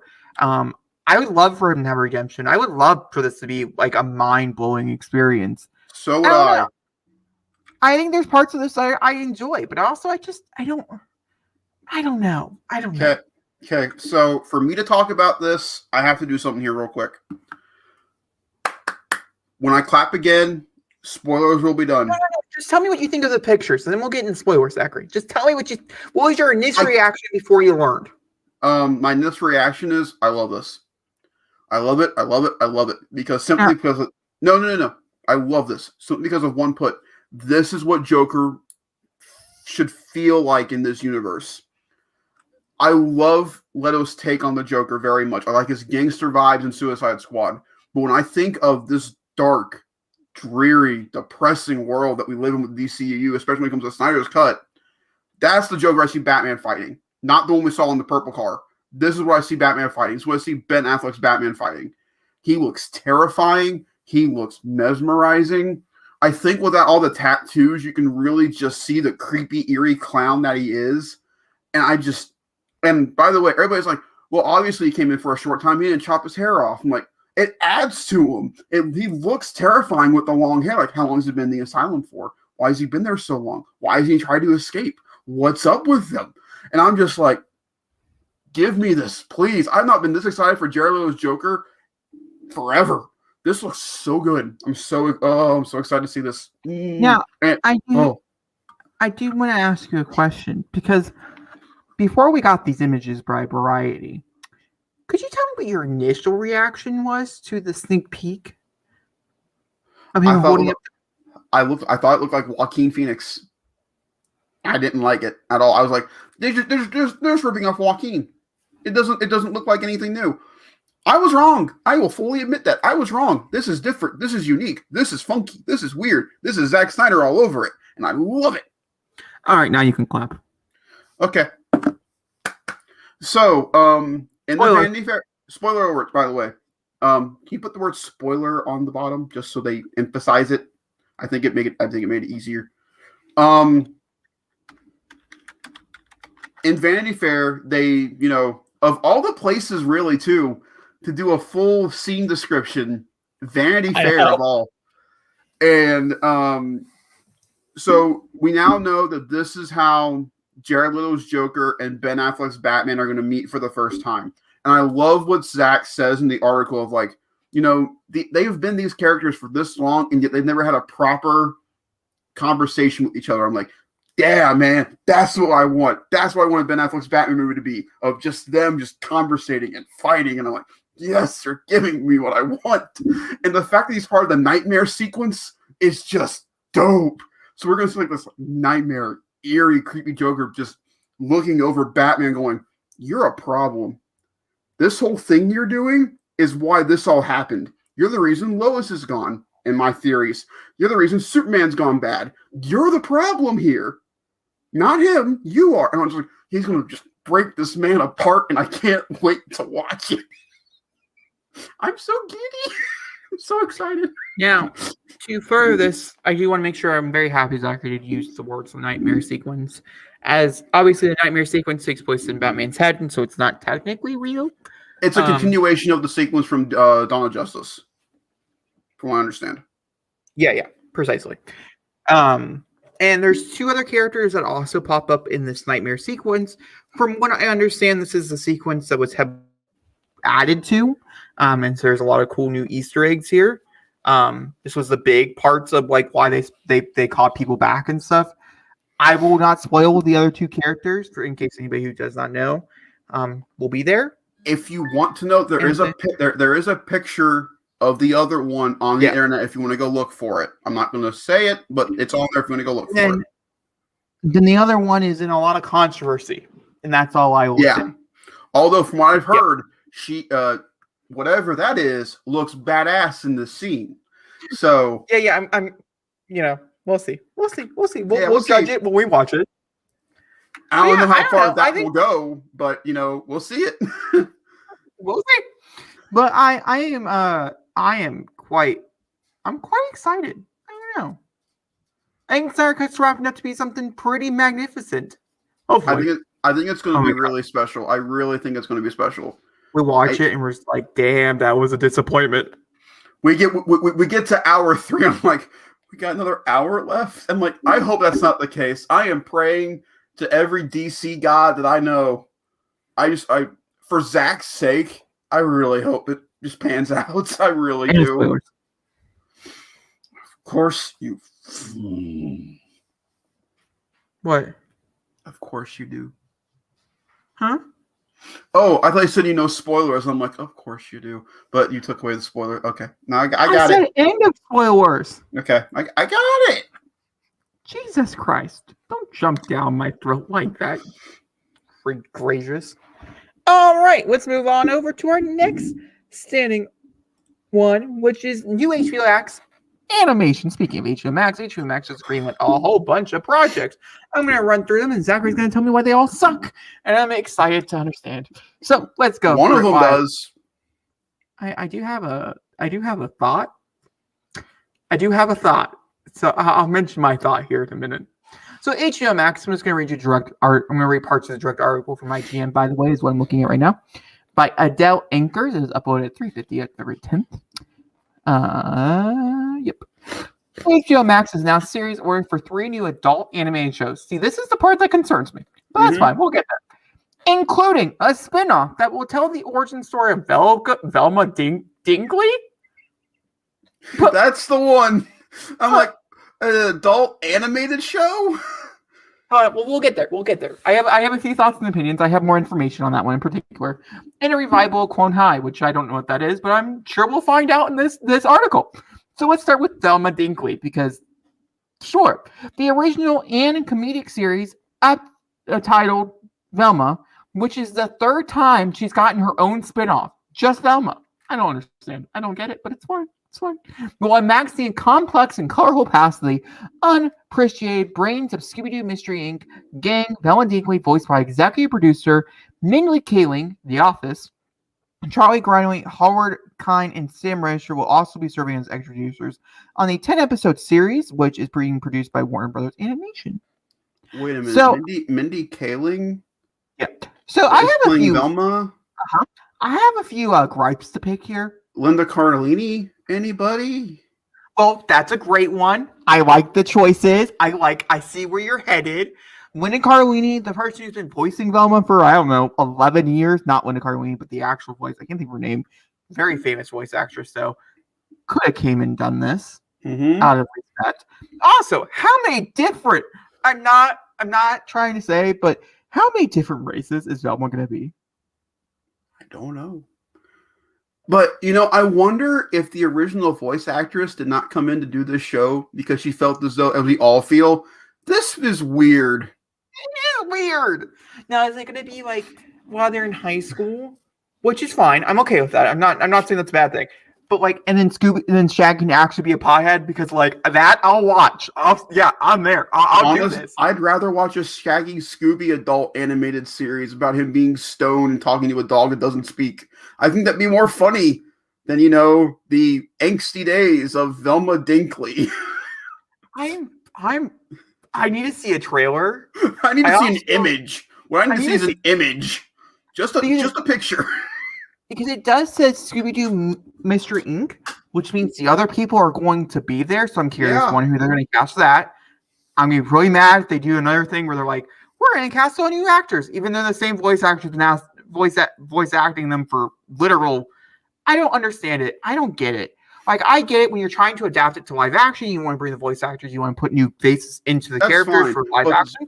That's why Scoob doesn't work. I mean, Scoob's fine. It's fine. There's a lot of reasons why Scoob doesn't work. But the big thing is not hearing Frank Welker play both Scooby-Doo and Freddy. No, Frank Welker does play Scooby-Doo. He just doesn't play Freddy. Or Matthew Lillard playing Shaggy. If Matthew Lillard does not get to play Shaggy in this show, you've made this whole show's stupid then. It's all stupid. It makes no sense. And in addition to Velma, HBO Max ordered 2 seasons of Clone High. 2? 2. And reimagining of Phil Ward and Chris Miller and Bill Lawrence's 2002 series set in high school for clones of historical figures. Well, okay. Sure. That wasn't exactly what I was expecting, but okay. As well as writing the series, Lord and Miller reteaming with Lawrence to serve as an executive producers on the MTV revival. That does make sense. There we go. Revival. Yeah, MTV. Yeah. With Erica Rudgeman, I'm bad at last names. Assigned as showrunner. Okay, HBO. We know we know what we were telling you. We know what we were telling you. Harley Quinn's great. It's a great adult animated series. But what made you go, man, if they really like this solo series about this girl, what if we give them a show about Velma Dinkley? But not any show, an adult show about Velma. What the fuck is that? This would be Clone High. I will not be watching this. It ran for 13 episodes. It must be really famous. I'm good. Must have a cult following. But Velma Dinkley? Yeah, Zachary, I get you. I don't understand either. A string coming for filled out animation slate with Nate Sherman. Interesting. And Nick Voley's fired on Mars in an existential workplace coming set on the Martian campus of a modern tech company. SNL's Pete Davidson will be leading his voice to one of the characters. HBO Max also renewed JG's Quinto's Close Enough, which I've also never seen, for 2 more seasons, but I have heard it's pretty funny though. I just have never seen it. It was pretty big on the service as well. And yet no renewals for Harley Quinn. Harley Quinn has already been renewed for a season 3. Never mind.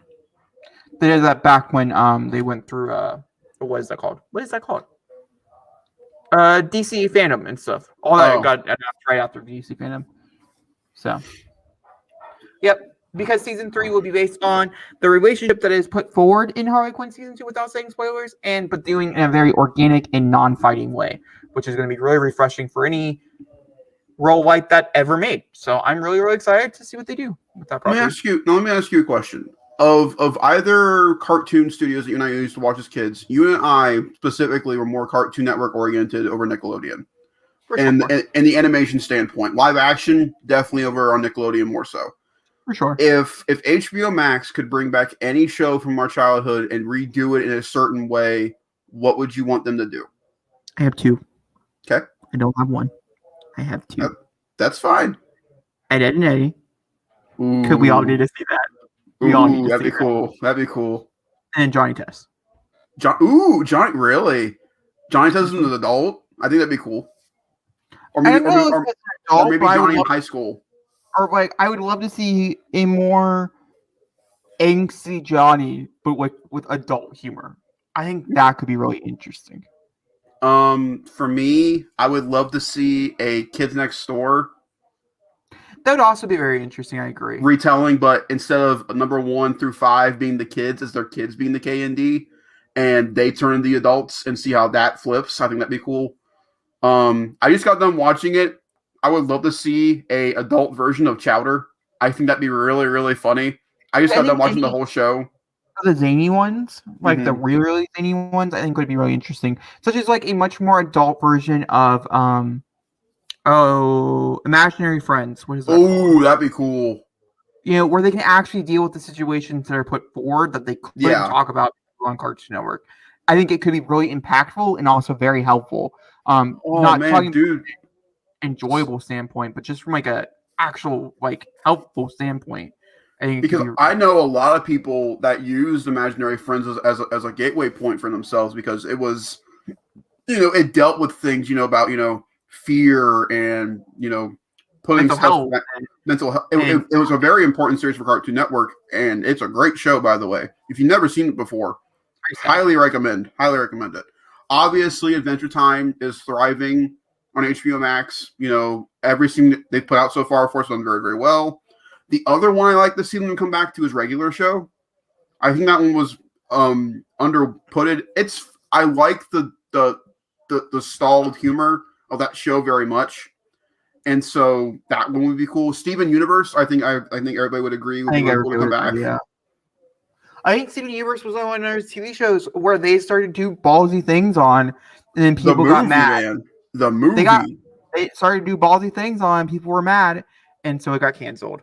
And which sucks. So I would love to see it come back to continue on from where they left off. I mean, the movie has a pretty nice ending to the whole big picture, but I would love to see more adventures. I think it'd be really fun. No offense to Nickelodeon at all. I really have no offense to them. But for me, SpongeBob, Rugrats, and that's pretty much, and Fairly Odd Parents are the 3 that stand out the most in their library of cartoons. I only have a lot, but those would stand out to me. Cartoon Network, to me, has a vast, superior library of stuff that could come back and be stronger. Because I know Nickelodeon's doing that stupid SpongeBob show for Paramount Plus, the CGI one where he's in school. What? Did you not know about this? It's called Camp Bikini Bottom, and it's with them as kids. And apparently, SpongeBob's known Sandy since she was a child. Yeah, no, it's fine. We're just gonna go look it up. I'm just gonna gloss over it as if it never was told to me, and that's just the way I'm living my life. I was curious. I didn't know if you watched any of the Cartoon Network stuff on HBO Max at all. I use it constantly for that reason. Ooh, Ben 10. I think Ben 10 would be cool to go back to. Ben 10. I think Ben 10's over. I think I'm over it. I think Ben 10 was one of those ones that it was so heavily used. There's so many spinoffs. There's so many sequels. We followed them. Ben 10 as an adult, though, phenomenal. I think that's my favorite iteration of Ben 10 is when they're teenagers. I think the storyline, Alien Force and Ultimate Alien, so good, so phenomenal. I think Ben 10 would be a really good one if they actually tried. Would be really good to live action. Interesting. You mean? What? Sorry. I think because I know that Cartoon Network did 2 live action Ben 10 films. Neither of them are good. Neither of them are good. They're good for what they are. The first one's not bad. The second one's They're not great. But I think an HBO Max live action show with Ben, if they do it right, as an adult, I think it'd be cool. So the rumors that are circulating, by the way, this is off subject as we do, because I haven't had Twitter pulled up on the side of me. Of course, Joel, because Ellie just got announced, is PeopleFlyAwayWe. What? The rumor. Jacob, how do you feel about this rumor? I don't know how I feel. So is this like a whole different take on Last of Us then, if that's the case? No, I can understand. So here's the thing. I get it. I understand 110% if it is.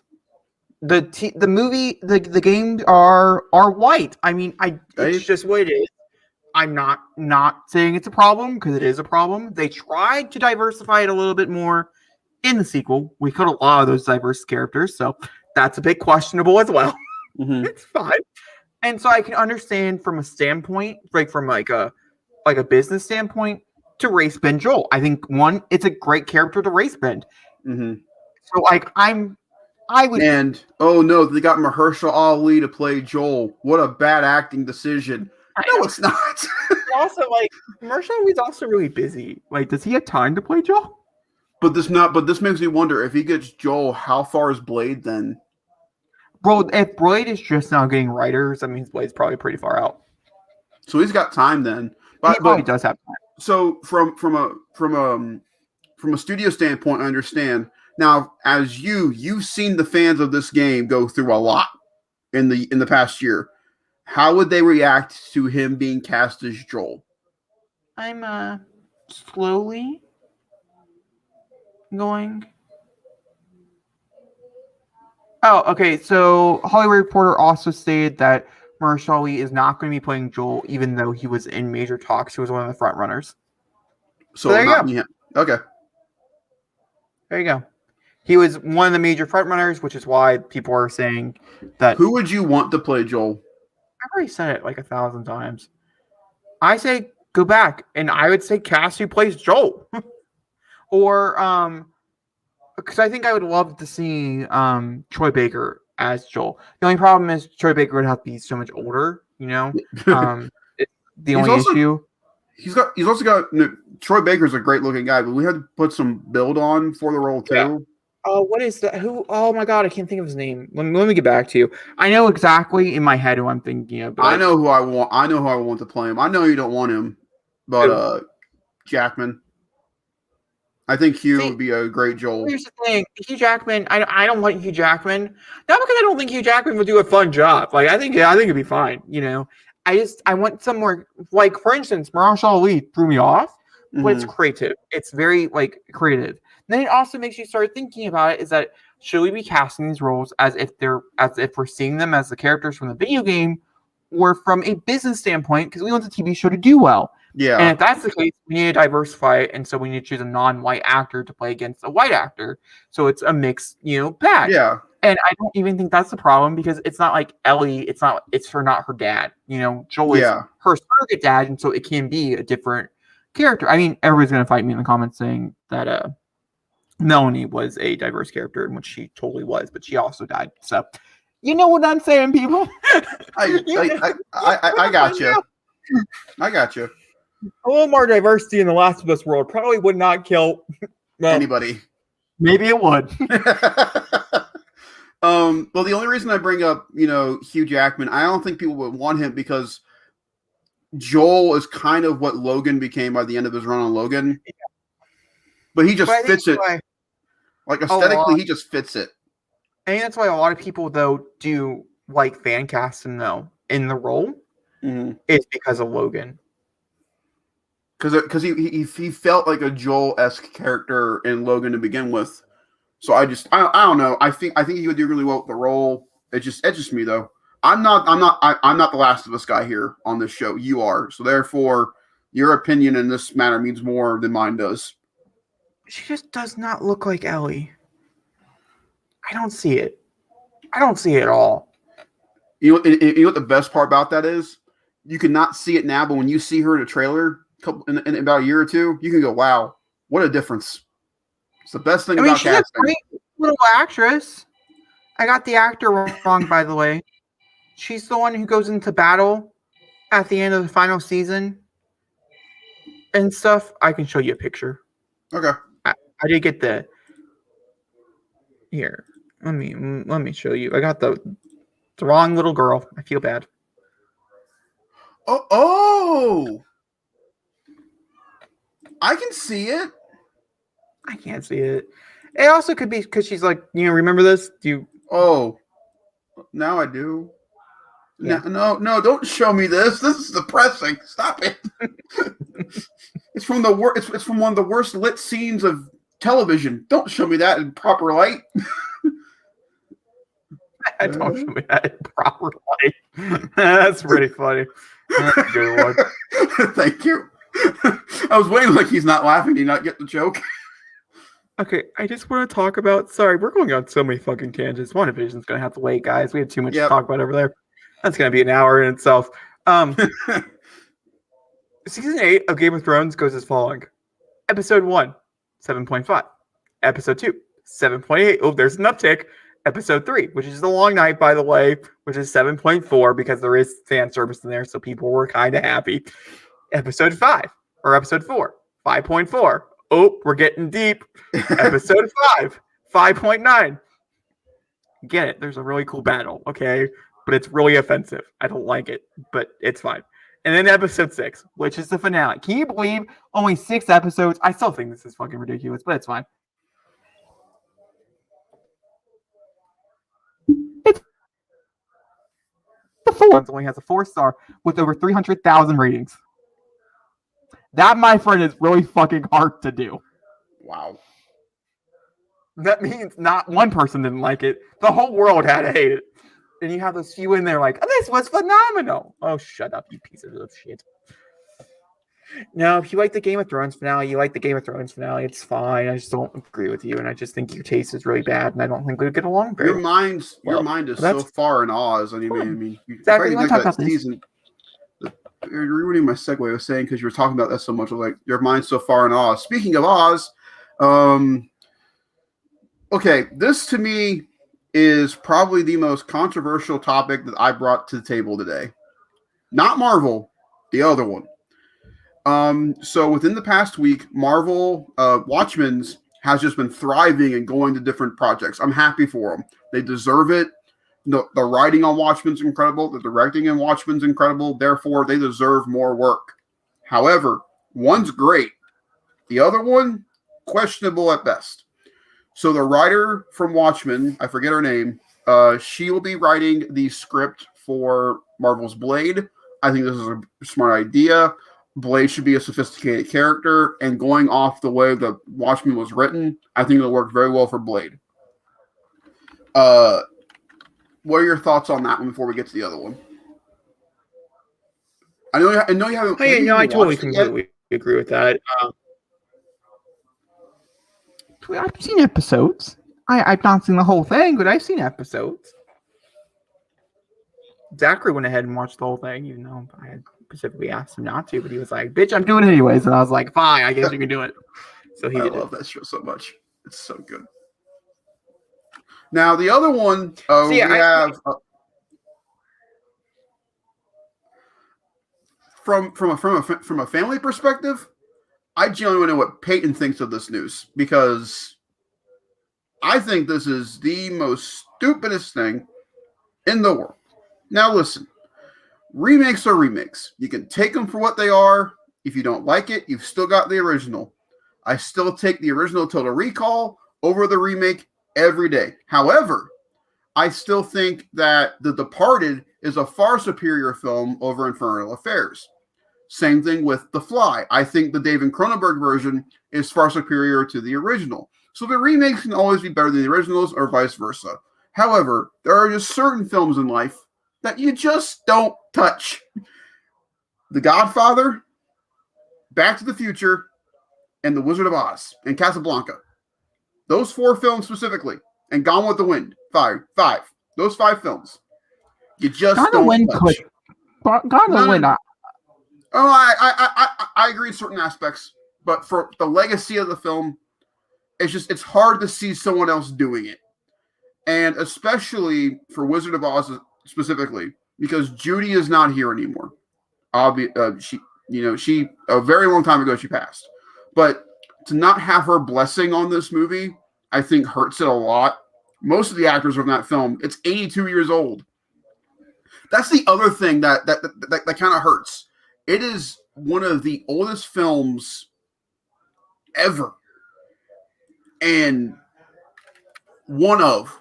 not the, but it's one of the oldest movies. It's 82 years old. In Warner Brothers standards, it's an old movie. It's a. I mean, I agree with you by saying it is an old movie. I don't agree with you saying it's one of the oldest movies, but that is just me and also Stacks. But it's just me and facts. Me and facts. So I just redact what I said. Anyway, this is a timeless film. It is aged beautifully. It's still watched every year. It's a perfect movie. There's nothing wrong with Wizard of Oz. It is a flawless film, in my opinion. There is nothing wrong with this movie. So why in God's green earth would you go, hey, we're running out of ideas. Let's remake this one and see how well it does. No. I love the Disney Oz the Great and Powerful movie a lot. That movie is fun. It's exciting. And besides the actor in it, I think it's a great movie all around. But it's just, I don't see anybody else doing it. However, I learned some new information today. So the books, The Wonderful World of Oz, are public domain. They can be used by anybody, hence why Disney was able to do what they did with the films. However, there are certain aspects of the 1938 classic that cannot be used by anybody except for Warner Bros. Did you know, Jake, that the Ruby Rose slippers in 1938's Wizard of Oz were specifically created for that film? They were not in the books. So therefore, that's why they were not in Disney's Oz the Great and Powerful. Zachary? Yes. Those slippers are in the books. No, they're not. They were specifically created by Warner Brothers. They cannot buy. Read the book. Jacob, I can tell you, it's the truth. Warner Brothers created the Ruby Rose slippers. You go on. You go on. Google will let us free. So, there are so many aspects of this film, like the way the design of the animals, the designs of the Wicked Witch of the West. Judy Garland in general as Dorothy. It's just, why would you try to touch something that has not been able to be changed? I mean, it boggles my mind. However, I also have to be very excited for the director. She's going off of arguably one of the best regarded shows of last year besides Schitt's Creek. And, I'm so happy for her because she deserves this kind of recognition to work on these big projects. But give her something original. Give her something new. Don't rely on the sake of sake, because honestly, no one's going to be excited for a remake of Wizard of Oz. Nobody. We have the original film. If you like the sequel, Journey to Oz, that Disney did back in 1982, great. I'm glad you enjoy that film. It's a very, very intense, dark, scary, emotional, dark, depressing film. I'm glad you like it, though. It's all those and more. I don't know. I'm all over the place with this one. I personally don't think it should happen, but hey, I'm not at Warner Brothers. I don't make the money for them. Therefore, they have to do something. That's my opinions. So, Jacob, on two fronts, was I right? I know I'm right. And on the other front, what do you think about the Oz news? Am I right? I know I'm right. That doesn't really seem my confidence. Now, if it means anything, Google can't tell me. Hold on. We're going to Oz Wiki fandom. They'll tell me. Are you kidding me? Warner Brothers created the red Ruby Rose slippers. Just shut up over there. While you're looking it up, what do you think about this? I don't know. It's fine. Sure. I think it's horrible. It's trash. It's great. I don't know. It's a mixed bag. I can understand wanting to bring them back. Okay. It does kind of look like they were made for the movies. But hold on. Who played Dorothy in which stayed more faithful? Yeah. The movie itself. I mean, I'm not wrong. I could be wrong because the book. It's public domain. Anybody can do anything with it, but there are certain aspects that. Well, there are certain. Oh, okay. I'm just generally talking about how I did not like the book. That's fair. Because it was nothing, like and I mean nothing. So you're probably right. I don't know why I'm fighting you on this. It was nothing like the movie, like at all. So yeah. Here's the thing. I personally feel like we should get Wicked out before we move on. Amen. Which Wicked, by the way, did get a director. Crazy Rich Asians director is directing it. John M. Chu. Yep. Which I am so happy he's directing it. Let's not call a spade yet. Let's watch In the Heights. The trailer looks great, but I've also seen a lot of movies where the trailer is great. And the movie. Now, here's the thing about Wicked. You need certain people in this movie. They can't be in the movie. They're gonna have to recast them. No. You know it's true. Don't get upset with it. No, they don't. Anyway. Also, I think the latest and more than likely what will probably happen, Glinda will probably say the same as a character, but more than likely, Alphaba will be race bend, is my best guess. Which is fine. She's been race bend before. Yuvaya and John Chu will probably played by an Asian actress who will get a big break, and I think that'd be really, really cool. And once again, we're putting the Asian actress underneath the green paint. But hey, I don't. To be completely honest, I just want to hear Defying Gravity in a big theater without speakers. That's all I want from this movie. I'm going to be completely honest with everybody. I have no idea what this show's about. I just love this song.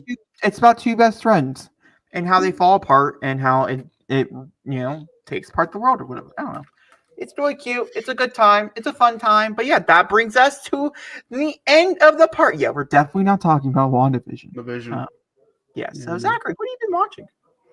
Well, you gave me something to watch last night, and I have not watched part 2. I'll probably end up watching part 2 before I go to bed tonight. Star Wars Clone Wars micro series. That show is beautiful. It deserves to be canon. It's one of the in any Star Wars fashion. It's one of the most beautifully animated Star Wars projects out there, and it does a lot for characters. It gives. By the way, I did not know this, but originally Asajj Ventress was supposed to stay dead. They were not supposed to bring her back, but her character was so well rounded in the show they brought her back for Clone Wars. I really hope she makes an appearance in live action. Acolyte. That's all I'll say is Acolyte. Yeah, that'd be nice. That's why you should be excited for Acolyte. That's all I'm saying. But I thought the animation, the action, the directing, some of the acting, kind of stale. Actually, no. Animation's great, but watching Anakin was like watching Anakin in the prequels. It's just watching sand. It's gross. Gets everywhere. Just doesn't feel right. Anyway, I did a back-to-back Infinity War Endgame showing, and always a good time. 5 hours of pure bliss. Again? Yeah. Oh no, we haven't done a podcast since we talked about that. Never mind. You're good. But that's also true. I did it a second time. It's so well done. It's a great 5 hour experience every time. It's so good. Let's see what else have I done. I am currently watching the 2000X series of Masters of the Universe on YouTube. The entire thing's on there. Mm-hmm. So I'm enjoying that. Let's see what else.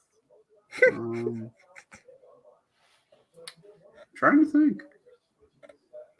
Oh, since we watched Man of Steel, I went and watched. I know we're going to watch it, but I wanted to give myself a refresher of the film.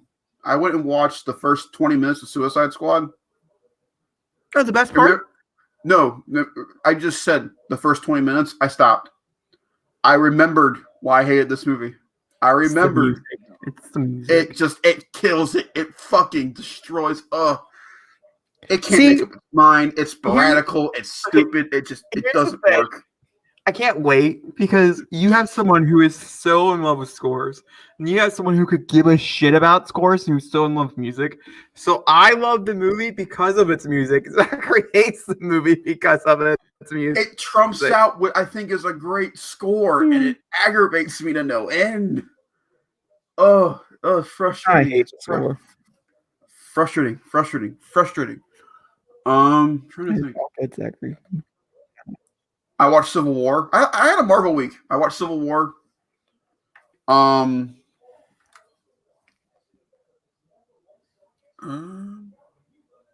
That's okay if that's it. That's a lot of things, you know. Oh, and I rewatched all of Camp. Okay, good for you. All right, so I watched 3 movies. Oh, and The Prom. Yeah, no one's shocked. If it's not on your list, I think we need to call the cops. So, yeah. Speaking of The Prom, we're going to be talking about it here in a minute. So, I watched Malcolm Marie, which I cannot stop thinking about, and I will probably end up watching it again before we watch it as a movie commentary. Sorry, Zachary, but I just have to. I just have Listen, at this point, I think I've watched The Prom more than you now. I think I've watched The Prom. I've seen The Prom like 19 times. I'm on my 20th viewing, so I'm one over you. Yeah, who knows? Who cares? It's a great film. It doesn't matter. As long as we're loving it, right? Isn't that the point that matters? Mm-hmm. Yeah. So happy I got to see that in theaters. Lucky. It was like this generation's Mamma Mia. It sucks. I really wish and Zachary even see Mamma Mia in theater. That's a whole story for another show. So, he can hold that up against himself. That is a whole story because that was such a horrible story. It's such a sad story. Mm-hmm. I mean, it's a sad story for a lot of reasons, but it's a sad story for a specific reason. Yeah. So then we also watched Man of Steel, which I don't remember what I gave it, but on Letterboxd I gave it a 2.5. So I guess that's how I really felt. You gave it like a 3 or a 4 on our commentary. Did it leave that bad of a taste in your mouth? I really felt a 2.5, I guess. So then I watched The New Mutants, which I also gave a 2.5. Which maybe I should rethink my life choices because maybe New Mutants should be a 2 if I gave Man of Steel a 2.5. Because objectively, Man of Steel was a better movie than New Mutants. They shouldn't be leveled on the same scale, but like that just goes into a whole other conversation, right? Yeah, sure, for sure. So a few things came out of this watching these movies. Man of Steel just really made me realize how much I hate Superman, and New Mutants made me really want to rewatch every single X-Men movie ever made. So I think that's a journey I'm going to be going down. And then on top of that, because, you know, why not? Why not add to my plate of things? I think I might also watch every Star Wars movie starting from the beginning and just working my way all the way up. Because you listen here, you good sir. If you're doing this, we do these journeys together. When Justice League is done and our whole DC thing is done, our next compilation of the commentaries should be X-Men first, Star Wars second. We go back and forth. I'm all in on this. So I don't agree, but that's fine. So I think you can come in. We can talk about the ones you want to talk about, but I don't know. Here's the problem though, because like when I watch Star Wars, I'm gonna watch them in chronological order, not in release order. So I'm gonna go through the rough ones. You really gotta trudge through. I'm going to go through the rough ones first and then get to the good ones. Because I still very much enjoy the new trilogy, so I think they're good. And, you know, that's fine. Who knows? Maybe this time around, I'm like, oh my god, these are trash. Like, I can't. We'll see. We watched the Clone Wars, the thing Zachary was just talking about, and the micro series or whatever it's called. And I was like, oh no. I don't like this feeling inside me right now. Go away. The force is strong with you. And I was like, maybe I should just binge Star Wars. Maybe I should watch all the TV shows. No, Jacob, stop it. Maybe you should read the books. That's no, a Jacob, whole thing. stop it. And so, who knows what 2021 is going to look like for Jacob? And yeah, so This could be a very dangerous path. Wait a I'm minute. walking. Wait a minute. There is one commentary I want to do between all this. There's one I want to do with you. X-Men Days of Future Past. Actually, I would actually recommend choosing one between the first X-Men, the original first X-Men, or X2, because just like Star Wars, I don't remember those films, so it would be a X2. whole experience. All right, that's what I figured. I don't remember them at all. I will watch X-Men to get ready for our X2 commentary, Jacob. You have got me psyched. I'm like, woo! Give me some old Hugh Jackman. Give me it. Maybe we'll watch The Happening in X2 in April. Man, that's going to be a weird one. I can't believe we're watching The Happening. That's going to be so much fun. You can't go backwards. No, that's going to be so much fun. Guys, we're watching a horror the film wind's month. got me. It's blowing me away. What do I do? I don't know. Oh, we're not watching a horror film next month, but supposed to, like, I don't know. Maybe we should watch. What a weird little. Wow. Okay. Either way, that's it. I also watched Riverdale. No one's shocked. I watched a few episodes of Firefly Lane. That was fun. It was irrelevant, but it was fun. I watched this show. Okay, they were there. I had to watch this other TV show. I can't remember what it's called. Hey Jacob, about an update on your Arrowverse discussions. Get over yourself. I know. With the Arrowverse discussions, it's weird because so you know how I just said Superman's overrated? You know what I've been really going to watch? Supergirl. Isn't that weird? Like, no. Cousin, overrated, but I really want to.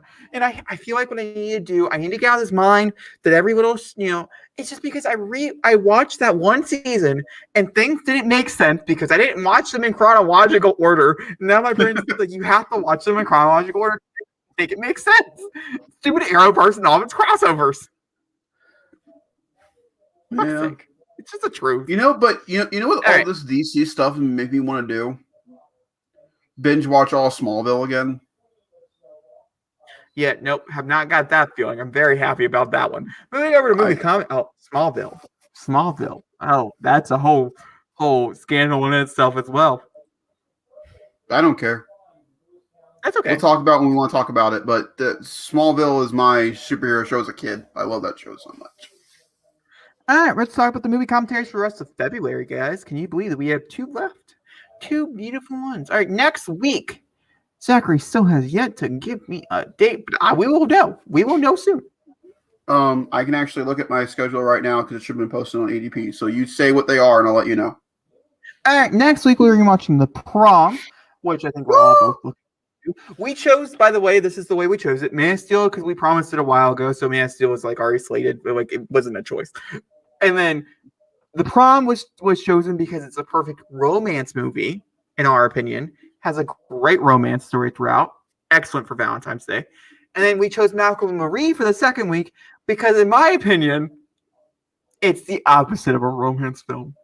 So I figured we could play both sides of the coin today. I think The Prom works as a romance film because it's got so many multiple romance stories within the story. And also, we'll be talking about The Prom, like I said, if you want to check out the Golden Globes, because I do have some thoughts and opinions. Oh, shit, I forgot we got that. Yeah, Zachary, we're not done yet. I know. We will be soon. Won't take nearly as long, though, so that's good. So do you have a date yet for us? Because if so, we could move on faster if you gave me a date, because we're hitting 2 hours. I'm trying my best here. I'm trying my best. I'm logging in. I'm logging in, man. Give me a break. I'm logging in. Give me a break. You know what? It'll be just a surprise. It's going to be a surprise, guys. Hang on. I got it. I'm on schedule. Come on. Load. You off. Damn it. Load. You're running out of time. Oh. Damn it. I can't. Why not? Hang on. There we go. Jesus Christ. I am off Monday, Wednesday, and Friday. Really? 3 days? Nice. I'm off Monday, Wednesday, and Friday. We'll be watching on Monday the 15th at probably 8 o'clock. Is my best guess. So that's where we're going to be watching it, is Monday the 15th. And then, like I said, some point during the 21st to the 27th, because obviously we got to wait for schedules, will be for Malcolm and Marie. So there you go, guys. You guys need Netflix for those. All right, Zachary, you want to say our outro? Say our outro. You have less than 30 seconds. Go. As always, guys, make sure to like, rate, subscribe. Go to the podcast section. Remember to go over there this week because we've got the Golden Globe nominees. Come back here next week for the prom. We'll see you guys later.